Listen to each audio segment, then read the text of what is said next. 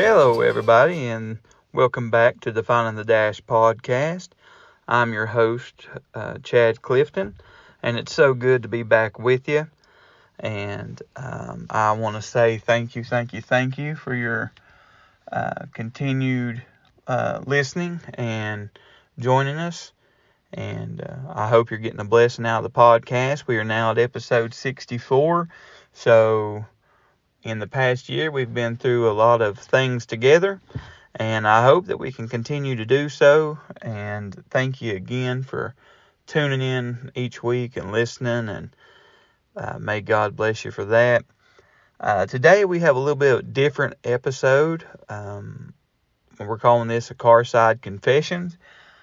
We've always tried to be transparent in our feelings on this podcast, and so I'm calling this Carside Confessions because I am recording this in a car, and I am confessing a question that I came across today on my own,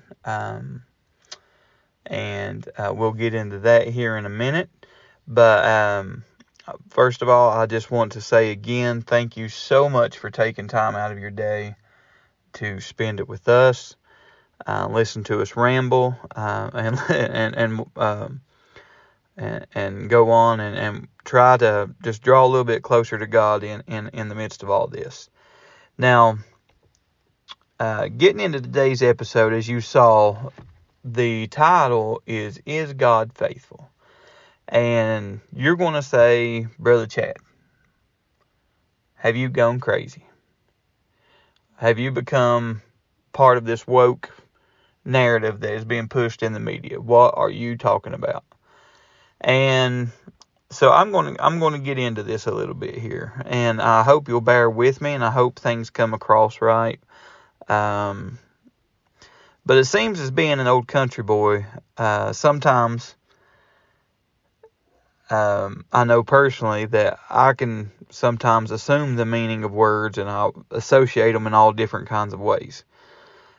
Today, I have to say, I came across something that God did for me today, a miracle that will reveal itself in time, hopefully to everyone, that we'll be able to talk about a little bit more in depth as time goes on. But it was something that was just really totally unexpected, and that we had been praying about and working on for a while, but it came to pass, and God worked it out much quicker than was really expected and everything. And so, as I said, hopefully we'll be able to go into more detail in time. But in doing this, I was thinking, I always say that God is good. In fact, I recently have started trying to say God is great, because He truly is great. God is awesome God. I've never, ever doubted the fact that God is good. But today, after this miracle took place, and that's what I'm going to call it, because there's no way it would have worked out the way it did had God not had a hand in this situation. And so, in this miracle, I was thinking to myself how good God was, and I was calling everybody, and I was telling them about this miracle that took place, and I was saying, well, God is good, God is faithful. And in my mind, it quickly flashed to faithfulness as being like a servant is faithful to a master. That was the mindset I had. And I was thinking, well, if I'm saying that God is faithful to me, that almost is putting Him in a servant to master, situation. And God, doesn't owe me anything. What have I done to deserve God being faithful to me? What have I done to deserve God being loyal to me? Am I using this word correctly, the term faithful, when I'm talking about the goodness of God? And I began to check these things out and to check these words, faithful and loyal, and look up their meanings, what they really mean. Look up their definitions. And I want to just go over this with you a little bit and try to explain a little bit more of my mindset and the train of thought on this issue and what these words actually mean. Now, firstly, like I said, I always thought of this as a servant to a master situation when we think about faithful. Okay, if we think back in medieval times and you had a king and all the people of that area of his kingdom, he had servants, he had the peasants, everyone had to be faithful and loyal to that king. However, in the situation of a servant to a king, if there was a breach in the loyalty, then the servant is going to suffer. In my case, saying that God was faithful to me kind of put him in the servant role and me in the king role. But God could walk away from me at any point, never help me again, and he would suffer no repercussions whatsoever. Him being faithful to me served him no benefit whatsoever. So, is the correct terminology to use in this situation? Is faithful the correct term? What's in it for God to remain faithful? What's in it for him to remain faithful to me? Why would he do this? What have I done to deserve this? And this is going to shock you. This is what I found. In searching this, thinking about this today, I'm going to explain what I did to deserve God being faithful. Are you ready? Now this is deep. Nothing. I did absolutely nothing.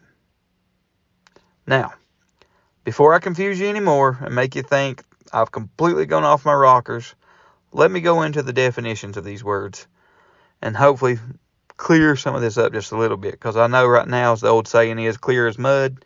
I've muddied the waters, and you guys are thinking I'm crazy, and you're probably trying to click unsubscribe and all that right now. But loyal means to be faithful to one's government, leader, or vow, or commitments, or obligations. Loyalty is a strong feeling of support or allegiance. It's when you stand by someone or something, no matter what happens. And to support them means to offer help and encouragement, whether it's your friend, a family member, a partner, and whether they're having a good day or a bad one, you're there to support them. Now that's what loyal means. Okay? Now faithful means true to one's words, promises, or vows, steady in allegiance of affection, reliable, trusted and believed, and adhering to a true fact. Faithfulness is a steadfast commitment to someone or something. It's about being true to your word and not breaking the trust that others have placed in you. Okay? So let's look at this. Faithful means true to one's words or promises. So what promise has Christ ever made to me? If Christ is truly faithful, if God is faithful, okay, that means he's true to his word and he sticks to his promises. So what promises has he ever made me? So I'm going to go back to the record book here and let's look in the Bible. Hebrews 13:5 says, "Let your conversation be without covetousness, and be content with such things as you have. For he hath said, I will never leave thee nor forsake thee." Now, that's a powerful verse. So can I go back and look back through my life and say, has God been faithful? in that situation? Has he been true to his word? And I can, without a doubt, say yes, he has. Okay? He's made several more promises to us in the Bible, including a promise of salvation. He invites us into a transformative relationship with Christ. He's made a promise for a future, an eternal future. He has made a promise to be with us with a constant presence. He promised to meet all of our needs and provide for us. Now, that's not saying now that he's going to give you all your wants. There may be things that we may have to do without or lay aside to draw closer to God. But he did promise to meet our needs. And I believe that he has done. He has promised to work all things for our good, even in the difficult circumstances. Now you may say, Brother Chad, you don't know what I'm going through. You don't realize how bad things really are right now. And I may not. But he does. And he promised, although your circumstances may be hard, you're not going to go through them alone. And although your circumstances may be hard, it's going to work out for your good. There's going to be some good come out of it. There may be some times of pressure. There may be some times of fire. It may be a painful situation. But God is going to work it for your good.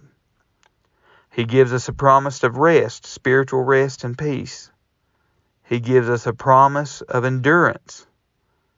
And He's given us strength to persevere.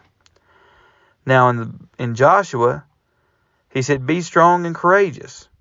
It's a good promise, isn't it? Okay. So here we're looking at Psalms 1 and 1 through 3. It says, blessed is the man that walketh not in the counsel of the ungodly, nor standeth in the way of sinners, nor sitteth in the seat of the scornful. But his delight is in the law of the Lord, and in his law doth he meditate day and night. And he shall be like a tree that's planted by the rivers of water, that bringeth forth his fruit in his season. His leaf also shall not wither, and whatsoever he doeth shall prosper. Okay? So here he's given us his word of provision and of prosper. Now, I'm not on here preaching prosperity and that you're going to be rich and all that. But I am saying that God does promise to give us endurance. He promises to give us strength. He promises to give us provision and to meet our needs. In Isaiah 40:31, he says, but they who wait on the Lord shall renew their strength. They shall mount up with wings like eagles. They shall run and not be weary, and they shall walk and not faint. So again, he's given us a promise here. Another promise. So I want to wrap this up a little bit here for you. I know you are thinking, Brother Chad, you've gone crazy. But I want to revert back now after reviewing this. I want to revert back to our title. Is God faithful? Yes, yes, yes. 1,000,000 times yes. He's never once lied to me. He's always been true to his promise. So is he faithful? Yes. Is he loyal? Has he ever left my side? Yes, he's loyal. He has never left my side. Is he a merciful God? Yes, he is merciful. Can I trust in him? Yes. Should you trust in him? Yes. And let me say right there, please, if you're listening to this episode and you do not know him as your Savior today, please call on him. He is just to forgive. He's faithful to forgive. He will welcome you in. He will offer forgiveness. And he will give you a new life. I hope this has made a little bit of sense for you today. That seems to be all the time we have for this little Carside confession. But I want to thank you again for joining us. God is faithful. God is good. I cannot brag on Him enough. Trust in Him. We cannot trust in the government. We cannot trust in man. We cannot trust in our finances. We cannot trust in our banks. Because at some point, any and all of those may fail. But God has never failed. And so put your trust in Him. Until next week, folks, let's keep on making it count. God bless you, and thanks so much for listening. When I win this war, I've got a church and a family, and they're worth fighting